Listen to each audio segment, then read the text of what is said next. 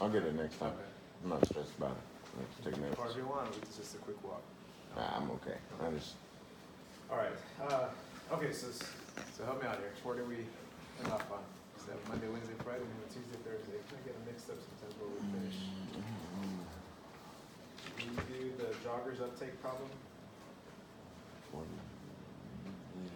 Well, you know what? I'm probably gonna make a call. If I know we got to slide 45. 45. Yeah. whatever. Am I wrong here? Hold on. Am I on the wrong goddamn chapter? No, this is 883, 84. 56. Okay, 56 sounds. Yeah, a little bit better. Okay. Because yeah. Is that the p-value? Did we do this one? Yeah, we did. So we did 56. Oh, yeah. And then 56 is all the way to 58, so that means we're on joggers oxygen uptake. Yeah. Okay. Okay, no, I was gonna skip it, but let's do it. Here, it's more the same, you know, just trying to get hypothesis testing, but this time it's with T-critical, and we're gonna find the p-value, and it's kind of the same ideas, and also the t-test. So this will be a good, before we move on to the next section, just reminder of what we're doing. Because it's kind of the same steps over and over. The thing that changes is your test value, okay? And so right here, we're still on the same one, but I'm gonna jump into it, okay? So we need a step 0, so we'll look out for that, but I'll read it first. A physician claims that joggers' maximal volume oxygen uptake is greater than average of all adults. A sample of 15 joggers has a mean of 40.6 milliliters per kilogram and a standard deviation of 6 milliliters per kilogram. If the average of all adults is 36.7 milliliters per kilogram, is there enough evidence to support the physician's claim at alpha 0.05?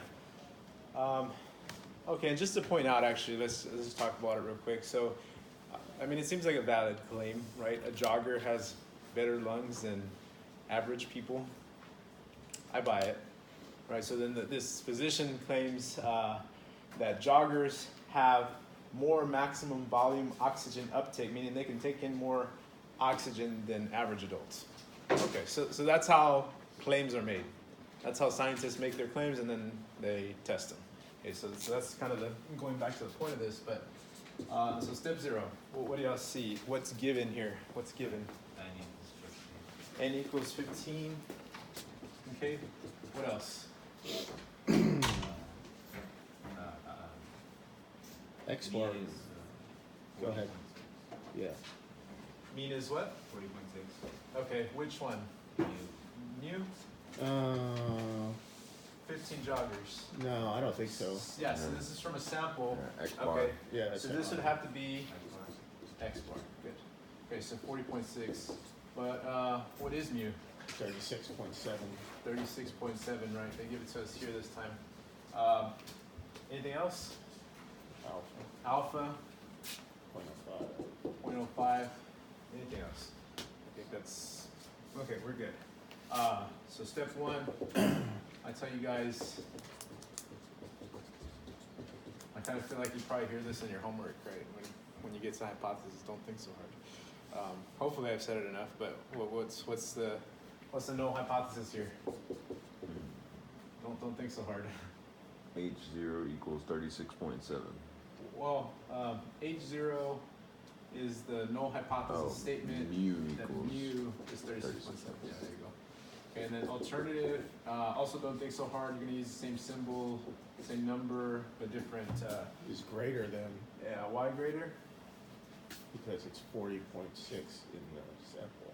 Yeah, the claim But is. he's looking for maximum is greater. Yeah, that's the claim. Okay, so the claim is the alternative. And according to that, it's greater than. Okay. And then what I want you to do, once I have you write some of this stuff down, maybe for a take-home quiz or the test, where mu is the true mean oxygen uptake for joggers. Okay. The no is that joggers uptake, or oxygen uptake, is no different than the average person. the alternative is that the mean oxygen uptake for joggers is greater than the average person. Okay, so that's what we're trying to test. So step 2 would be to do, let's see, on this one, what are we trying to do? P-value method. Okay, so this is going to be P-value method. So step 2 on the P-value method would be test value. And again, we've done this, but I'm going to kind of get through this one so I can get on to the next part of the slides. We'll find the test value. Just plug it in. Okay, so maybe you can help me out with that. So X bar would be 40.6 minus 36.7 over S is, oh, we didn't record S. Yeah, how do I know that's S and not sigma? Actually, Because it's a sample. because it's from a sample. So that's going to be an important distinction, especially when, so that's going to be 6 divided by the square root of 15, especially when, like on a test, I think part of the problem sometimes you do homework and then the homework uses this formula and you don't really have to think too hard about whether you have to use that formula or not. But once you, so like in other words, like not 8.1 and 8.2, you always use Z critical, right? So you don't really have to think about, do I have to use Z critical? And then you do, now you have this week's homework and you have 8.3 and then you're always going to use T critical, right? So you don't really have to think about whether you're going to use T critical. But you should know that when you're given standard deviation, you're going to use Z critical, right? And when you have no standard deviation, you'll use T critical, and which implies that you're going to have to use S. Okay, you have to use S. Okay, so that I don't know if the homework really prepares you for that because, like I said, it's week by week. You don't have to think about that too much. You just do the flavor of the week that week and forget about it. Do the homework, but you have to think about that. Okay, so what was the answer for T-test? 2.5174. 174? Yeah. Okay. So that's T-test. Step 3 in this method is to find the p-value. Okay, what's the p-value? That's the probability that you get beyond T-test on a right tail test. So this is 2.5174. That's our T-test. The p-value is the probability that you go beyond that T-test. Okay, how do I get that? How do I get that? Here's an hint. You're trying to find area. So inverse T finds the criticals. Normal CDF, yeah. Because you're trying to find area, you could do normal CDF. So second bars. Well, actually, I changed my mind. Not normal CDF. Okay, but here's a clue. If it's not normal CDF, which one does it have to be? TCDF? It's TCDF. Okay. Why TCDF? Because we have a T-test value, not a Z. So if it was Z, if it was like the last section, we'd do normal CDF. But if I have a T-test, I'm just going to do TCDF. Okay. And then from what to what? Lower bound is 2.514. Whoa. 2.5174. To infinity. Okay, to infinity. Machine, can you see? Can you see? Yeah. Good. Do I need to move this a little bit? Okay, so it's 0.0123 is my p-value. Okay, so that's how you calculate p-value. 0.0123. Okay. Then we keep going. I'm gonna go ahead and put step 4 here is the decision for H naught. Well, what's the decision? If the p-value is 0.0123, is the p-value, and we're comparing it to alpha. P-value is less than alpha, so I'll start there. Since Reject null. the p-value is less than alpha, we what? What's the decision? We reject. We reject, right?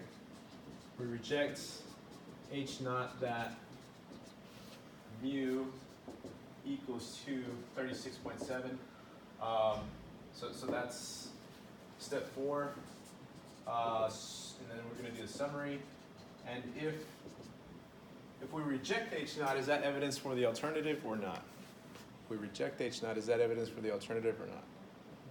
Yeah. Yes. Yeah, you rejected H naught, so now we're going with the other option. There is, okay, sufficient, okay, and again, emphasis on taking, making sure you take good notes. In other words, copy everything you see. There is sufficient evidence to suggest H1 that mu is greater than 36.7. There it is. So that's our solution. So that's kind of the same as we've done before, and that concludes that section. But before I move on, because I think you can get all that, and then somewhere along the way, I think maybe we might forget stuff. So let me just kind of reiterate. I built in a lot into these PowerPoints. One, there's your t-test for 8.3. That's the test. That's what changes the formula for test value. So in that section, it was t-test, and that's when you're not given population standard deviation. Okay. Another important slide. If you go to slide, what slide number is this? 40. Okay. Slide number 40. It outlines the p-value method, which we just did. Right? Hypothesis, test value, find the p-value, and then make the decision, step 4, and then summarize the results. That's slide 40. Also, right before that slide 39, this outlines all your decisions. So if p-value is less than alpha, reject the null. There's evidence to suggest the alternative hypothesis. If p-value is greater than alpha, do not reject the null or fail to reject the null. There is not evidence to suggest the alternative. And then I also told you guys to correct this, so hopefully you listened. And I also put here, not the top's fine, the decision rule when using the critical. So you have both methods, the critical value method and the p-value method. If z-test is in the critical region, reject the null hypothesis. There's evidence to suggest the alternative.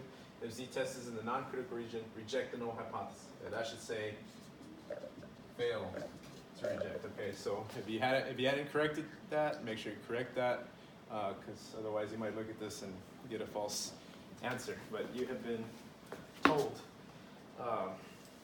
So, and then what else? I've also told you about. Oh, and then here's the traditional method, which is critical value method. That's the critical value. So those are the 5 steps. And then I also told you to write down nodes like inverse t for left area, that would be alpha. Inverse t for right area, that would be 1 minus alpha. Inverse t for two-tailed, which is alpha over 2. Okay.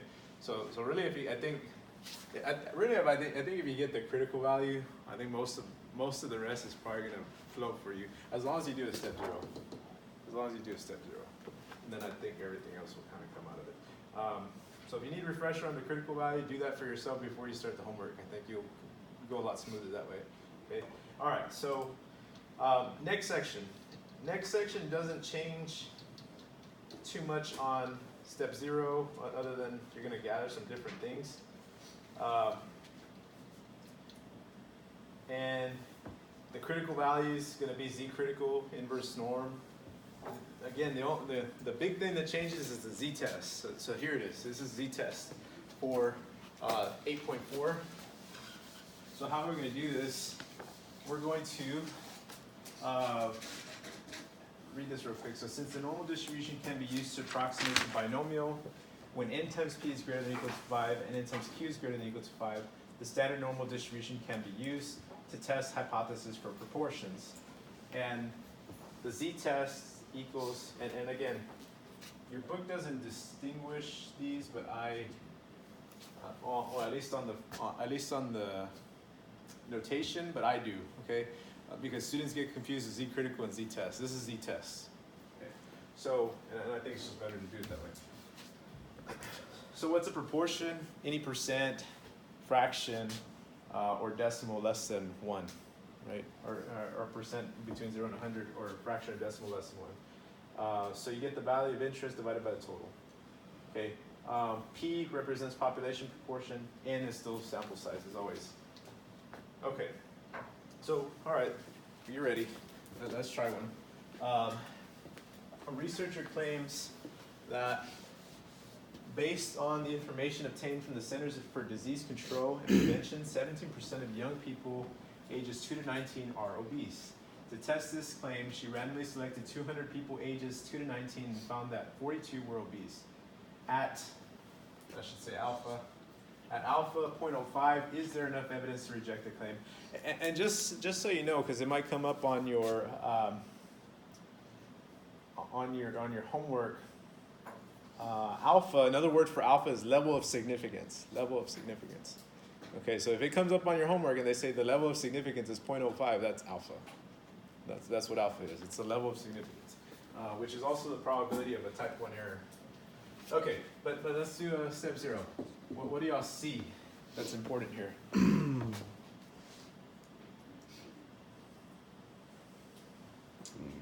P's 0.17, right? P is 0.17 because this is a previously known proportion. Very good. That's important. What else?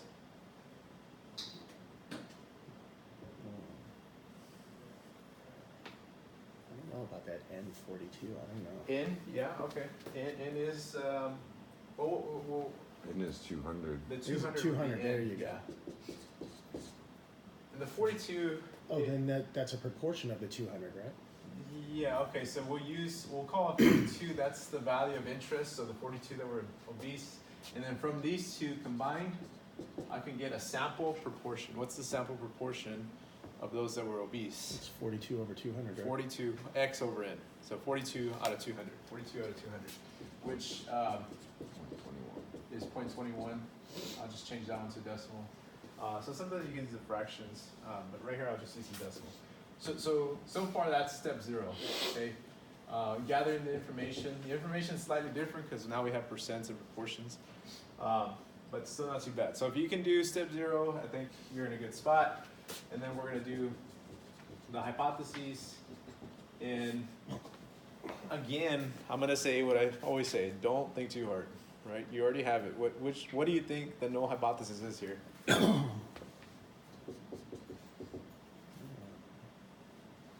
Out of those. It's one of those. Well, it's the young people are obese, right? The 17%, 0.17? Yeah, so this one. That the proportion of 2 to 19-year-olds that are obese is 0.17. Okay. Why? Because again, knowing what the symbols mean is important. P. I think if you're reading this stuff and then you say P, I think it's helpful to say the population proportion maybe in your head, and if you read it, it makes more sense. Okay. And then this is sample proportion, or P hat the sample proportion, or something like that. But reading it, I think, reading math the way it's supposed to be read helps to understand it. Okay, so now we need an alternative, but again, don't think so hard. It's same symbol, same number. We just need a either less than, greater than, or not equal to. Greater than. Yeah, how do we know? It's Not equal. so the Oh, claim. okay. Is there enough evidence to reject the claim? Oh, so it's not equal then. Yeah, what's the claim that it's 17%? So the rejection of equal, 17%, 0.17 is not equal. Okay, that's the rejection of equal. And then again, make a statement, you know, in a paper one time where P is the true proportion of what? 2 to 19-year-olds. He's 2-year-old. You little tubby. 2 to 19-year-olds that are obese. Right. Okay, so then that's that. step 2, or step 2, which method are we doing here? What's the next step on your paper? Or, yeah, the ones that have it, yeah. Does it say test value or critical value? Critical value. Critical value? Okay, so we're gonna do the critical value method here.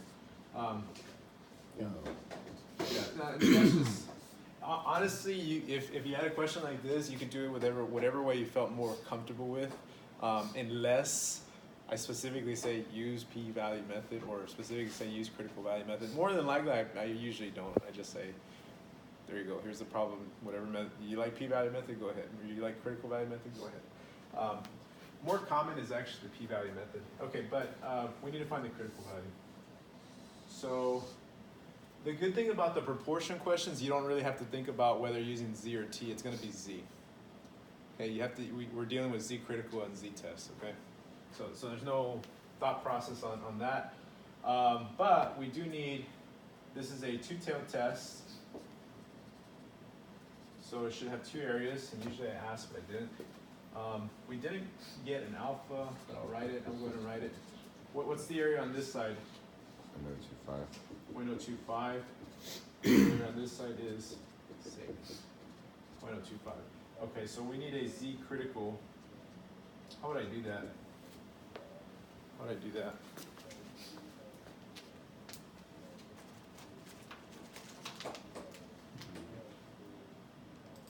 Well, you can do, oh, okay, here, there's the clue. Which one of these am I gonna do?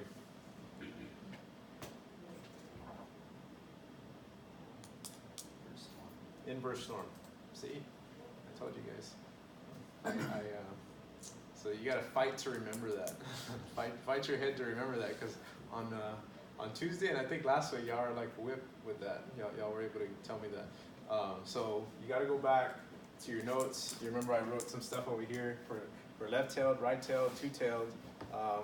If it's left-tailed, it's inverse norm of alpha. Right-tailed, it's inverse norm of 1 minus alpha, and then two-tailed, it's inverse norm of alpha over 2. Okay, so that's the part that I was telling you. Students tend to get early on, and then as we go on, for some reason tend to forget that. But you have the slides, so it's like it's that the Lion King, like Mufasa is saying, remember, over and over. Yeah, so that's me in the clouds, telling you to remember. Okay, so negative 1.96. 1.96. So that's the critical value. Okay, and then I think it's time for you to do something. Step 3 is to calculate the test value. Okay, which is on the previous slide. P hat minus P over P times Q divided by N. P times Q divided by N. Okay, so calculate Z test from the previous slide. Calculate Z test, then make a decision based on if Z test is in the critical region. So then after you calculate Z test, put it on the on your graph from step 2, and then make a decision about the null, and then make a statement about the alternative or a summary. Yeah, you could say summary or statement about the alternative. Okay, so that's your task. All right, so first things first, calculate t-test, make a statement about the null, make a sentence, okay, and work on, like complete sentences. Work on complete sentences. Try that out.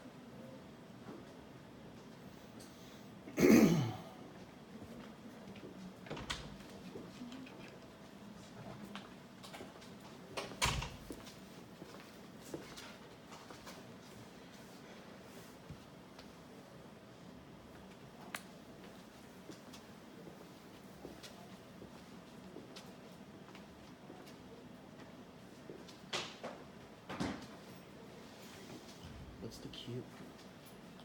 The inverse of P. Or like the reciprocal or whatever. Oh. 1 minus. Okay, so 83. Yeah.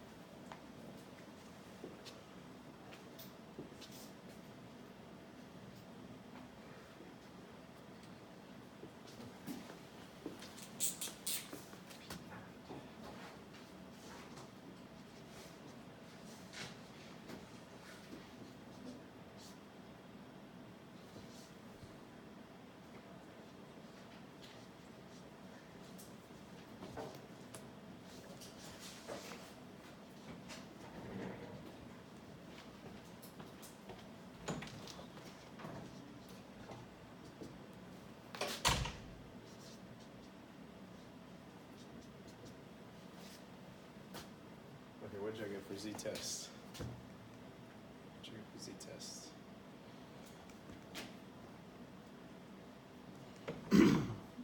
So 1.505 1.505? or 1.506? Yes. 1.5. Yeah, 1.506. 1.506. Okay, 1.506. Then I would place this. I would. So is that in the critical region or not? No. No. So z-test, you would say is in the non-critical region. So since z-test is in the non-critical region, what's the decision? What's the decision? We fail to reject. Wait, fail to reject. Fail to reject H naught. That, and I just looked up here. P this time is 0.17. Not mu anymore. P. The proportion Yes. of 2 to 19-year-olds that are obese. Right. Just put a couple numbers. So since we failed to reject H naught, That's now it. we got one too many. Seems cool. Alright. One too many ones. Since we failed to reject H naught, is that evidence to support the alternative or not? No. It's not evidence. No, because we didn't reject H naught, so we have no evidence against it. So there is not sufficient evidence to suggest H1 that P is not equal to 0.17. Okay, and that is a good write-up. Okay, so that's a good write-up on hypothesis testing for proportions. Let me do an aside here with an important one, part of the lesson, but I didn't really talk about this with the other ones, but these results should coincide with confidence interval results. Okay, so the results here should coincide with confidence interval results. So I'm going to go ahead and take the aside. You need to put this somewhere because you might be asked. Okay, so I'm going to generate a confidence interval that goes with this. Just as a reminder, confidence interval for a proportion is z alpha over 2 times s over the square root of n. No, not s. It's going to be the same. Let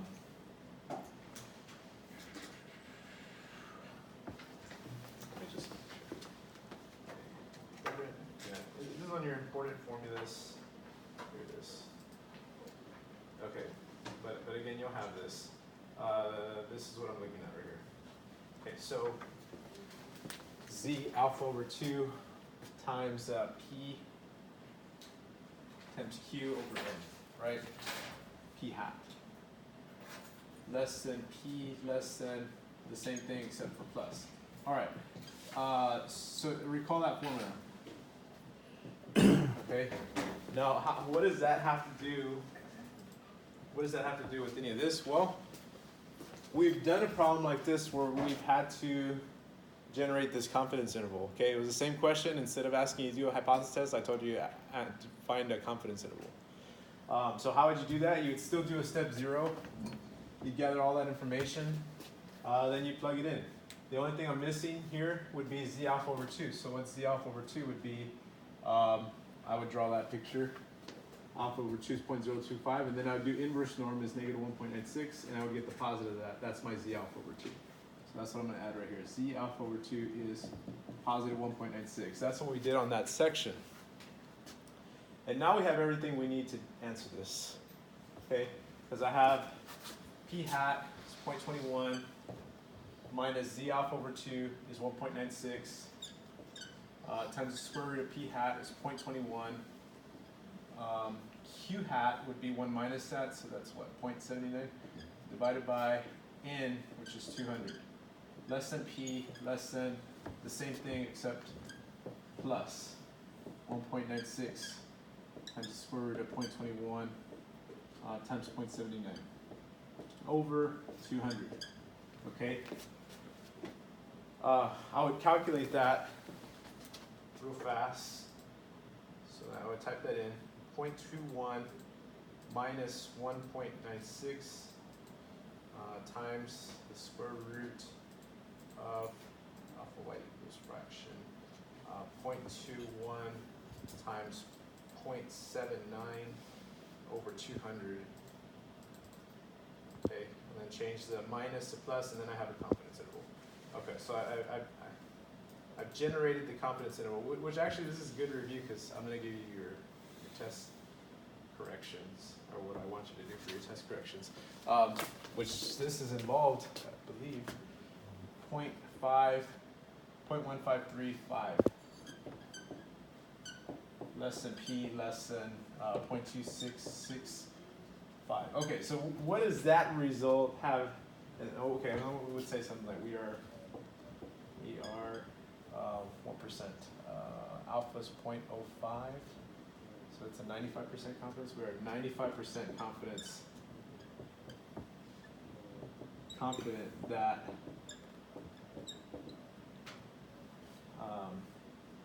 the true proportion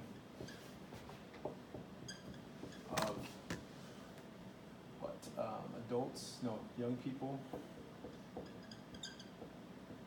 young people 2 to 19 that are obese is between that and that, 0.1535 and 0.2665. Okay. How do these results coincide with these results? Okay. Let's think back to the null hypothesis. Null hypothesis is that p equals 0.17. That's the critical values, right? That need to exceed for it to be evidence to the contrary. Right. It is point 17 is point 17 in this interval? Yes.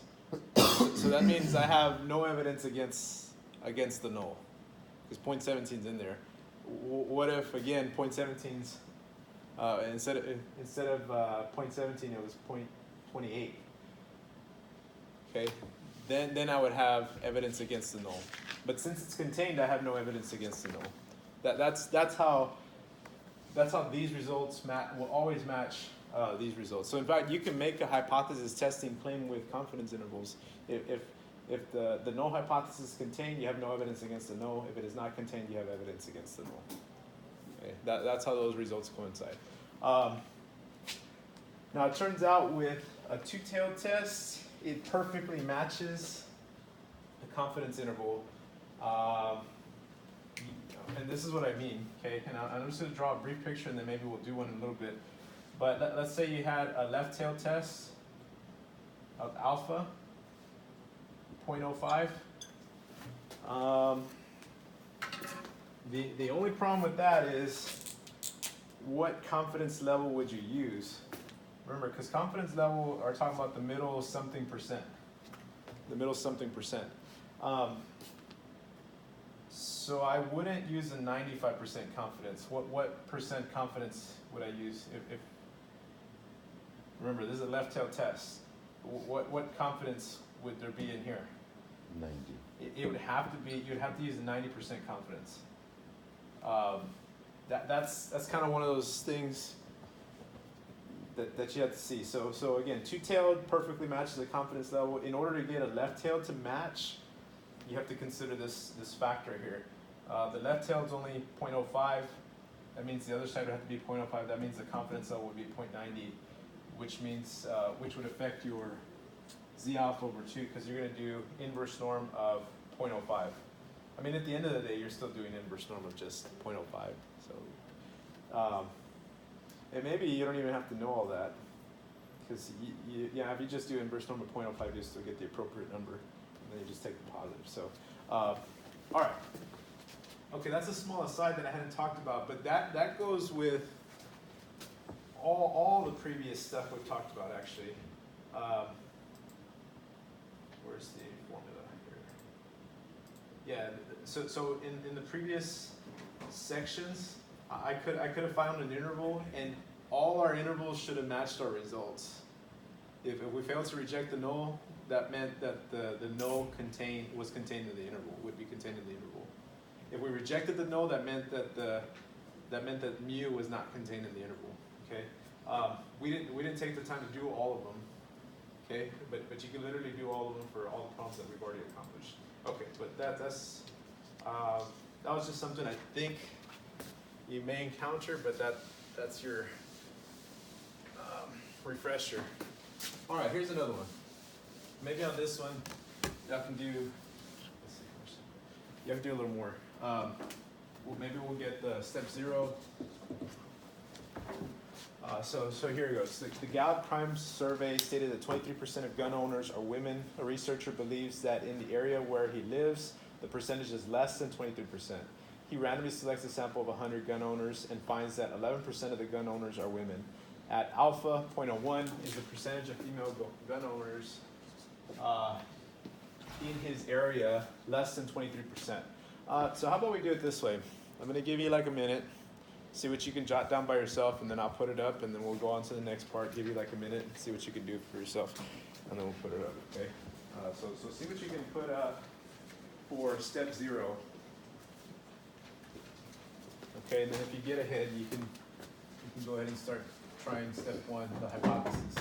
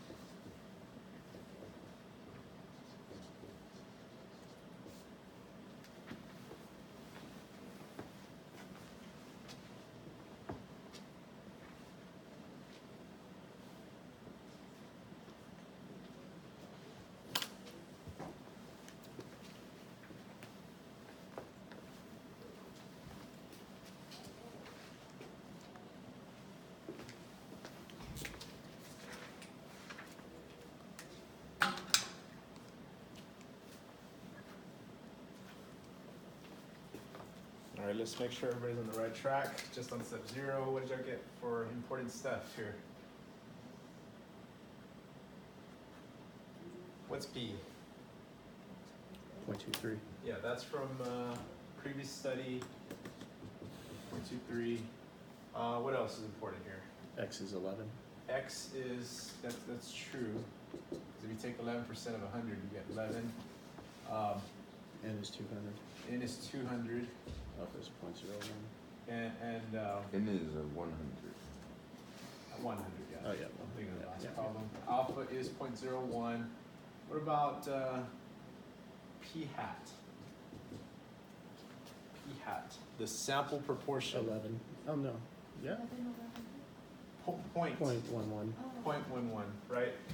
In fact, I don't think, some questions, like in fact, this one just gives it to you, right? The last one we had to do divide and solve it, but not that it was much, but we had to solve. So this one just gives it to you. X is kind of extra information, but good to know, just in case you were asked. 11% of 100, that's 11, okay. Okay, keep going. Would you put Q up there too? 'Cause we're Yeah, gonna you need could it. put Q, well, we need Q and Q hat. Yeah, you could put Q hat. Yeah, Q is what? What's Q? 77. 0.77. And then just for kicks, Q hat is 89. 0.89. 1 minus. So yeah, P hat and Q hat add up to 1. P and Q add up to 1. Okay, so then write your hypotheses. And if you're done with that, try the critical value.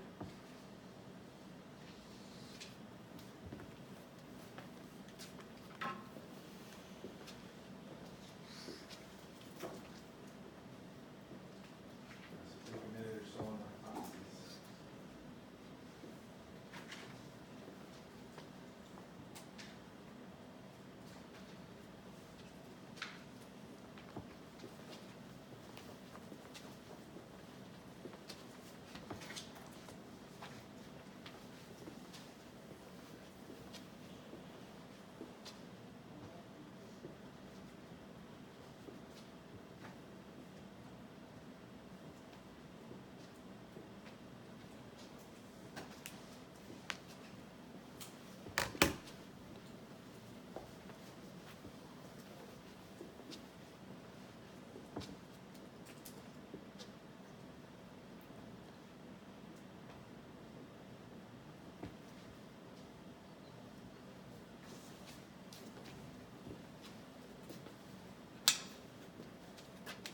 I think most of you are done with the hypothesis. What did you put for the hypotheses?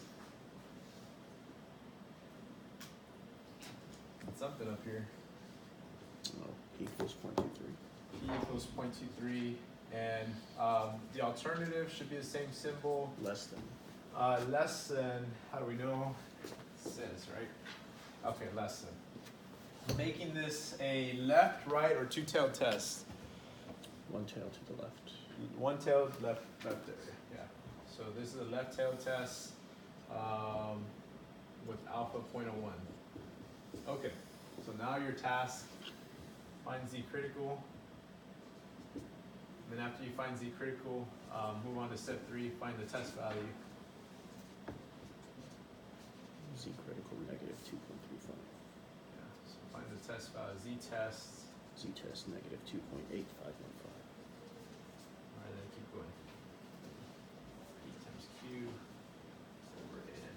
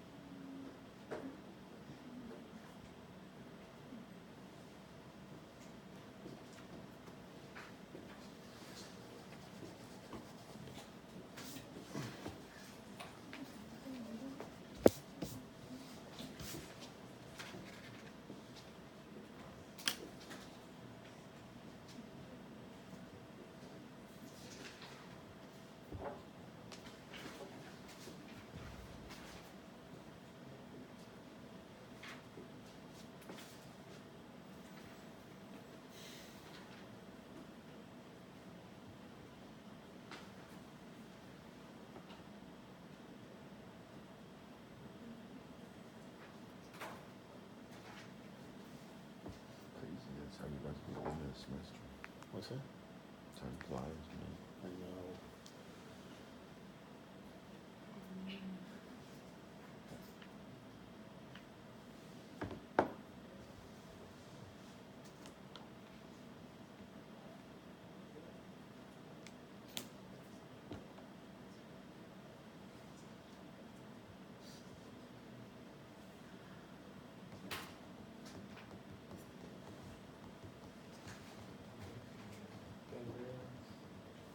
Javier, Jesse, Alejandro, Kiana, Samantha, Mariana, Martinez, Lali, Diego, Ashima, Michael, Hector, David, Andrew. My theory on why does time fly faster when you're older? Well, it's I don't know. smaller percentage of your life. How good you thought of this question before. Yeah. That's Sure. a reference. And if you're 1 year, if you're 5, a year is a fifth of your whole life. That's it. I mean, if you're Yeah. not 5. That's true, yeah. If you're 5 years old, a year is a fifth of your life. And if you're 30 years old, a year is a 30th of your life. That is a great way to put it. Okay. All right, so let's see if we can get some of this done. So Z critical, if you look at this picture right here, you want to get this Z critical by doing what? Inverse norm. Inverse norm. Again, if you have that down, I think you're on your way. So second bars, because all these sections are going to use that pretty much. So 0.05 of 0.01. I'm going to get negative 2.3263. Okay, 2.3263. Then we're going to do p hat minus this 0.11 minus 0.23 over p times q, 0.23 times 0.77 divided by n, 100. Okay. All right. Somebody get that? What'd y'all get? Negative 2.85149. Negative 2.85149. Yeah. It's a longer number, but I don't know how far you went around it. Yeah, 5. Okay. Yeah. Place this onto step 2. So for t-test, is that going to be in the critical region or not? That's in the critical. Yeah, it is. Okay, so z-test is in the critical region. Therefore, what is the conclusion? It rejects the null. Yeah, so since z-test is in the critical region, we reject h not that p equals 0.23. And so if we reject h naught, is that evidence of support or not support the alternative? It supports that. Supports. There is sufficient evidence to support the alternative. There is sufficient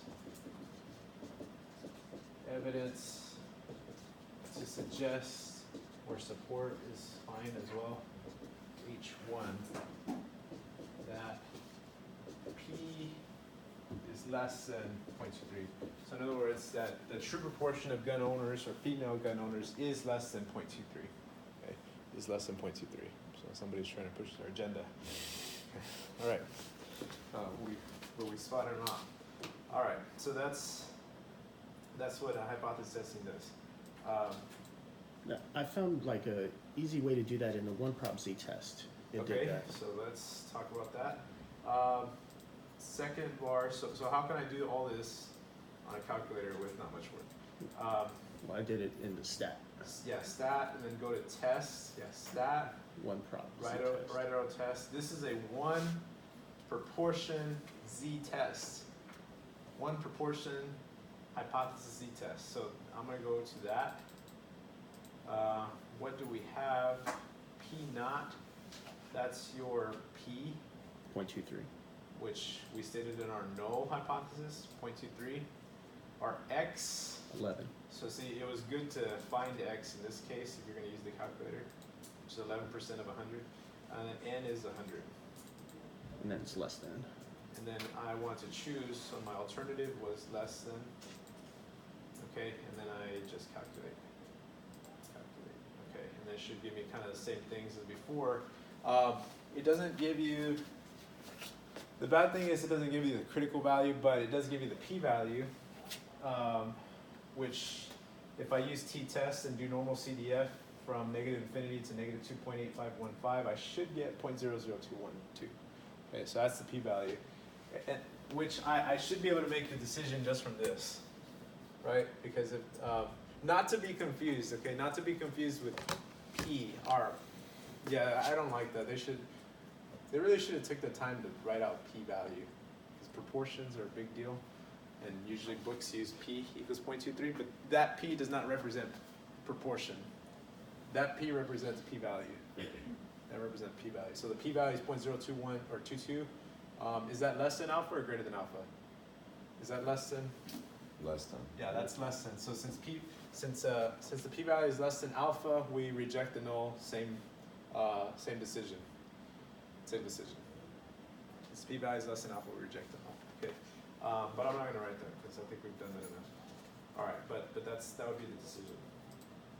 All right, and that finishes that question. Those questions. All right, so I'm going to take the remaining part of the class. We do have chi-squared, and that's also similar to what we've done before. And remember, chi-squared is used for, and to be quite honest, I don't remember on the homework. I think it's on there. Yeah, it should be on there. But if not, this is the bonus. But it should be there. Okay, so all chi-squared values are some reminders of chi-squared. All chi-squared values are greater than or equal to 0. The chi-squared distribution is a family of curves based on the degrees of freedom. The area under each chi-squared distribution is equal to 1, and the chi-squared distribution is positively skewed, which looks like this. In other words, right skewed is positively skewed. So again, one of the big deals here is to find the chi-squared critical area to the right, chi-squared critical area to the left, and chi-squared critical area two-tail. Kind of like the other ones, T critical, Z critical, now it's chi-squared critical. Unfortunately, there's no easy way on your calculator, so we have to resort to the tables like before, but the chi-squared, okay, so we're gonna do that. But how do we get chi-squared critical? The next 3 slides show just that, except what's this one? Is this a two-tailed, left-tailed? Yeah, that's a left-tailed, that's a right-tailed. No example for two-tailed. Okay, we'll do that. Okay, so let's just go through these. How do they get chi-squared for 15 degrees of freedom, alpha 0.05, area to the right? Okay, let's see. We're gonna set it up this way. I'm gonna go, or we can just remove that, right? Okay, so I can enlarge this a little bit more. I'm gonna go to the table, very last one, and this was a chi-squared of degrees of freedom of 15. So I'm gonna go to row 15, and then I'm also gonna note that it's a 0.05 alpha. Okay, 0.05 alpha. That's the right area. Okay, so right area, right-tailed. So like this says, I'm just going to go to 0.05 and go to 15, and you'll see that. I guess I don't really need the chart to show you that. Yeah, this is better because the chart you're not going to be able to see anyway. It's too small. You go to 0.05, go to 15 degrees of freedom, match that. You have it. You have the answer. That's all it is. Okay. What about left-tailed? Well, left-tailed kind of works opposite. Well, this whole table works opposite, right? Because most of the previous tables use left area. The thing you got to know about chi-squared, it doesn't do that. Chi-squared uses right area. Okay. So that's the thing about chi-squared. So if you tell it area 0.05, it's giving you the right area that goes with that degrees of freedom. Okay, that's the chi-squared. So what I would call this, no, I'll just call it chi-squared. That's what I would call is chi-squared critical.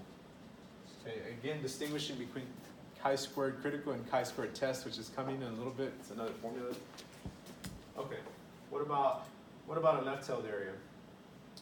Same, almost the same, except 10 degrees of freedom, alpha 0.05, but this time it's left-tailed. Well, 1 minus. You have to do 1 minus 0.05, which is 0.95. So then when you look at the graph or you look at the chart, I think this is the same question, yep. You're going to go to 0.95, 10 degrees of freedom. Okay, because 0.95 is the right area. And the degrees of freedom would be chi-squared 3.940. Okay, so I'm going to add one because there's no two-tailed on here, and that's going to be important. How do I get two-tailed? Okay, so if in fact, we kind of did this on the confidence interval questions. So let's say same alpha, 0.05, I'll just say degrees of freedom, something else, 12. So if I have alpha 0.05, what's the area on both sides?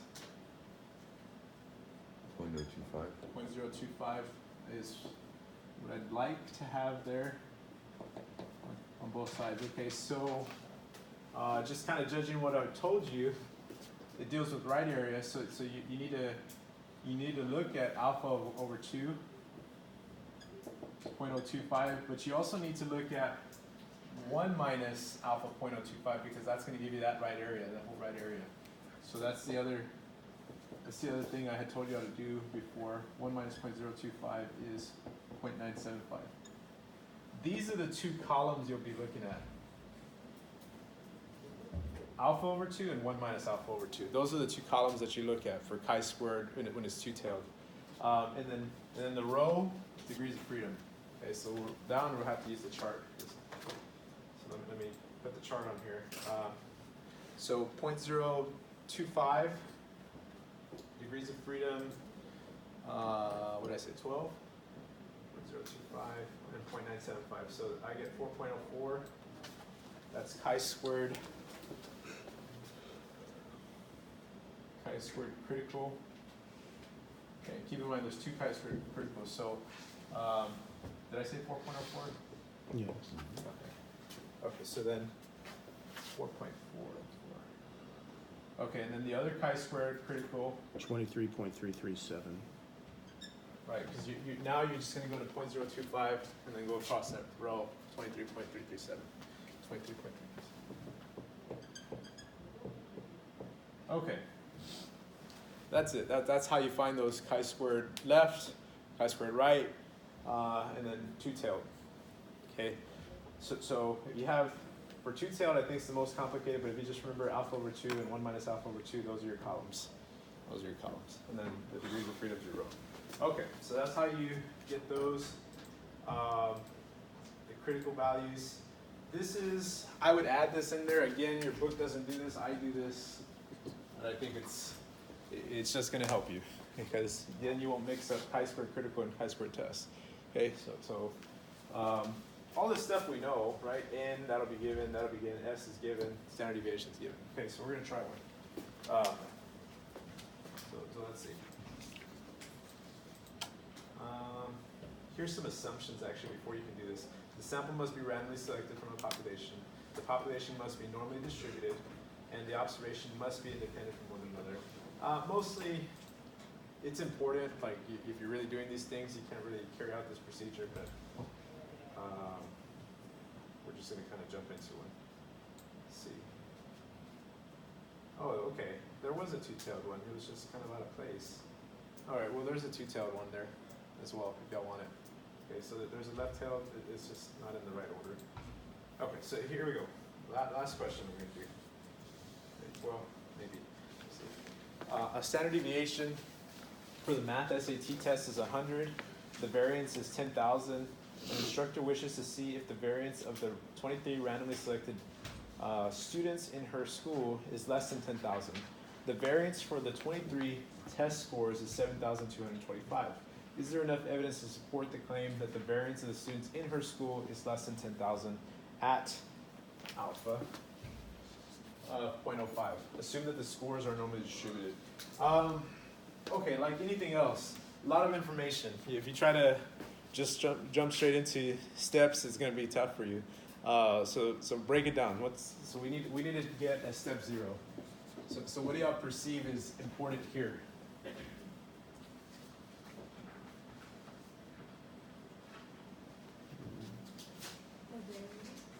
The what? The what? The variance. The variances. Uh, Yeah.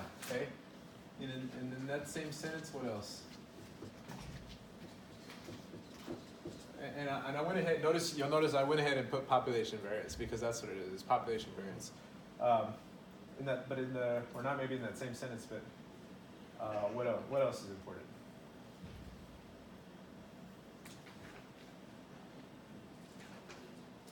Population standard deviation of 100. Good. Population standard deviation is 100. Okay. What else? Andrew. What else? alpha is 0.05. That's good. All right. We're just listing anything we find important. What else?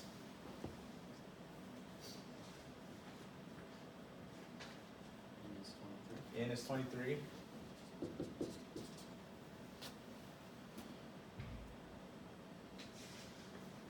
Sample variance 722. Right? Sample variance, which is the symbol S squared, is 7225. Okay, and I think that's it, right? And if we wanted to, we can calculate S. If we know variance, how do we calculate S? Anybody? Square root. If I know variance is 7,225, if I take the square root, I have S, which S happens to be a nice number, which probably never happens in real life, but rarely happens, I should say. Okay, so there you go. Now, the steps will be familiar because it's the same. Hypotheses. This time, what's the null? What do y'all think is the null up there? What's the claim? Maybe that'll give us the clue. The claim is that the variance. So being that, what do you think the null will be? It's one of those. It's one of those. It's gotta be 10,000. Yeah, the population variance, right? Because it has to do, the null always has to deal with the true population variance, or true population mean, variance, or proportion, one of those things. And then over here, the alternative should be the same symbol, same number, less than, how do we know? That's the claim, right? That an instructor wishes to see if the variance of the 23 randomly selected students in her school is less than 10,000. Then I would make a claim here, or a statement here, where population variance is the true variance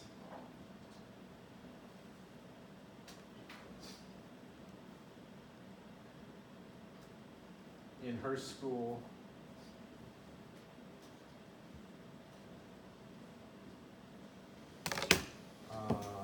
for students in her school. The true variance of students in her school taking SAT math. Okay, that's a mouthful. All right. Where population variance is the true variance of students in her school taking SAT math. Okay, so that's what we're testing. Okay, so step 2.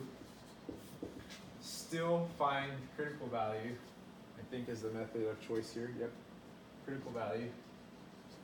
How would I find critical value?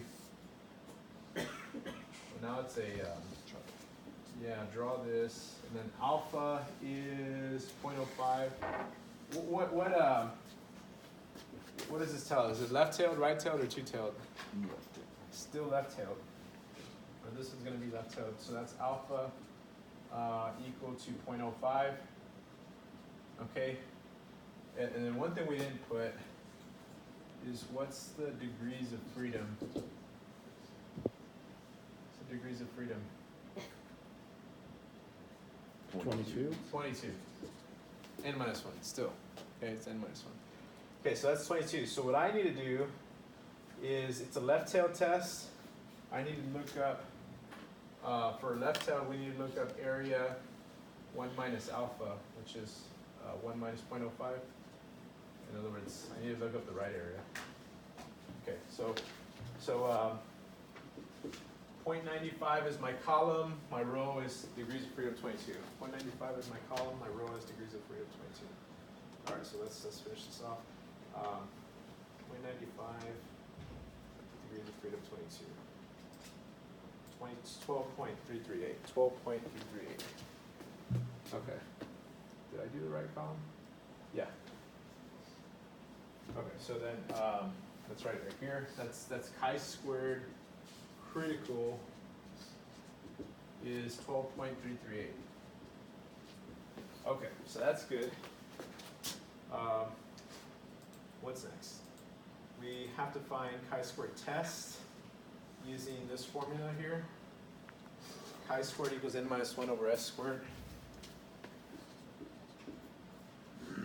Chi-squared test equals n minus 1 times s squared over the standard deviation, or the variance, over the variance, population variance. Okay, so just plug stuff into that, and then we'll get an answer. So 23 minus 1 times s squared, 7225, over variance, which is 10,000. Okay, anybody get something there? 23, so I can do it 22 times, do it the shortcut way, 22 times Oh, it's already S squared. 7225, 7225 divided by 10,000. Okay, on that one I can do it like that because there's no sum in the numerator. Okay, 15.895, 15.895. Okay, so that's 15.895. Okay, so we're ready. We'll place that. We're gonna place that number in our picture. Is that in the critical region or not? Yes. No? Is that in our critical region or not? No. No? No, because 12.338 is here, 15.895 would be Yeah. somewhere over here. So this is the test. That's 15.895. So that's gonna be our answer. So let's just write up the last thing and we're done.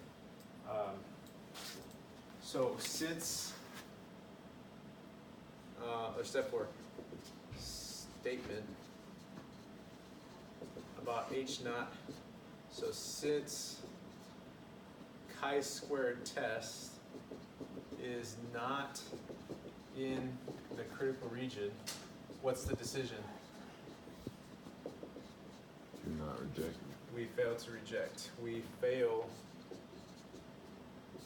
to reject H naught, that variance, population variance is 10,000 for SAT score. And then finally, step 5, if we fail to reject H naught, what does it tell us about the alternative? Is there evidence for or against the alternative? If we fail to reject H naught. Fail to reject H naught, there is not sufficient evidence.